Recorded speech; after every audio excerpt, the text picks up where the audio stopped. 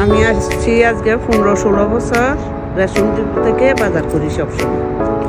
Restaurant থেকে বাজার করলে অনেক ভালো পাওয়া যায়। কেন ভালো মনে হয়? আমি মোটামুটি বাজার করি, ওই কারণে ভালো লাগে এখানে বাজারটা, কারণ একসাথে অনেক কিছু একসাথে অনেক কিছু বাজার। আসসালামু আলাইকুম সবাইকে, welcome back to Nisha's diary. চলে এসেছি আরও একটি নতুন ভিডিও নিয়ে আপনাদের সাথে শেয়ার করার জন্য।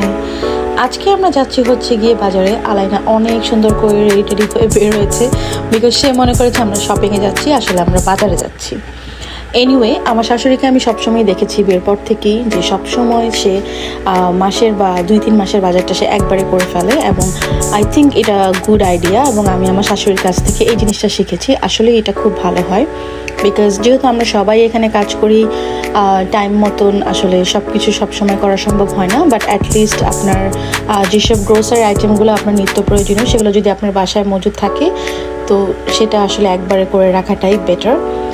তো এনিওয়ে, আমরা বাজার টাজার করলাম। বাজার টাজার করার পরে সেখান থেকে আমরা চলে যাব হচ্ছে আরেকটা দোকানে। ওই দোকানটা আমরা আরও দেখিয়েছিলাম যে যেখান থেকে আমরা হচ্ছে সবসময় চিকেনটা কিনে থাকি। তো এখানে আলাইনা একটু ঘোরাঘুরি করছিল, ওর দাদুকে দেখে ওর মাথা খারাপ হয়ে গিয়েছে এমনিও, কারণ ওর দাদুকে অনেক বেশি পছন্দ করে এবং সবসময়ই কিন্তু হুড়াহুড়ির মধ্যে দিয়েই থাকে। তো আরেকটা কথা বলে রাখি, আপনারা যদি রেস্টুরেন্ট ডিপোতে যেতে চান, অবশ্যই সেখানে কিন্তু বাজার করলে অনেক সাশ্রয় হয়, মোটামুটি ভালোই। বিকজ আমরা নর্মাল খুচরা দোকান থেকে কিনলে কিন্তু এতটা বেনিফিশিয়ার হওয়া যায় না, বিকজ রেস্টুরেন্ট ডিপোতে বাজারটা করলে একটু সাশ্রয় হয়। তো আলাইনা কিন্তু হেল্প করছিল ওর দাদুকে এগুলো সব কিছু গাড়িতে ওঠানোর জন্য। তো শি ট্রাই টু হেল্প, আমাদেরকেও সবসময় হেল্প করতে ট্রাই করে, বাট যদিও পারে না। তো সেখান থেকে আমরা চলে গিয়েছিলাম সেখানে চিকেন কেনার জন্য।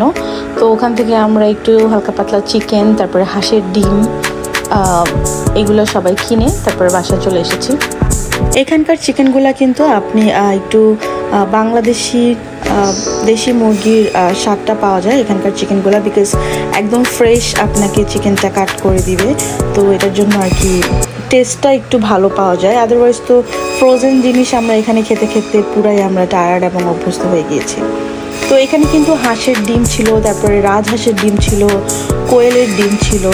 তো দেখলাম বাসার সবাই আর কি হাঁসের ডিমটা নিয়ে কাড়াকাড়ি করছে, বিকজ হাঁসের ডিমটা নাকি শীতের দিনে খেতে খুবই মজা লাগে।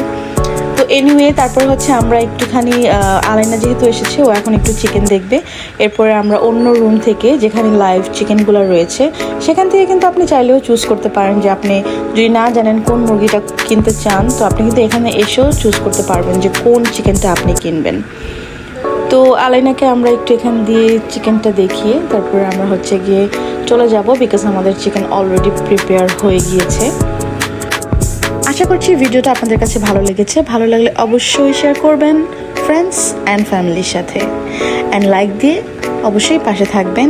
ভিডিওটা আর বড় করব না, এখানেই শেষ করে দেব। আমাদের হাঁসের ডিম, মুরগির ডিম, ঘোড়ার ডিম, ঘোড়ার ডিম না, হাঁসের ডিম, মুরগির ডিম এবং কোয়েলের ডিম কেনা শেষ হয়ে গিয়েছে।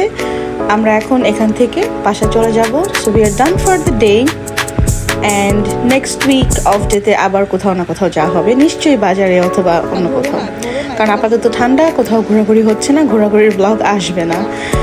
এনিওয়ে, সবাই সুস্থ থাকেন এবং ভালো থাকেন, আমাদের জন্য দোয়া করবেন।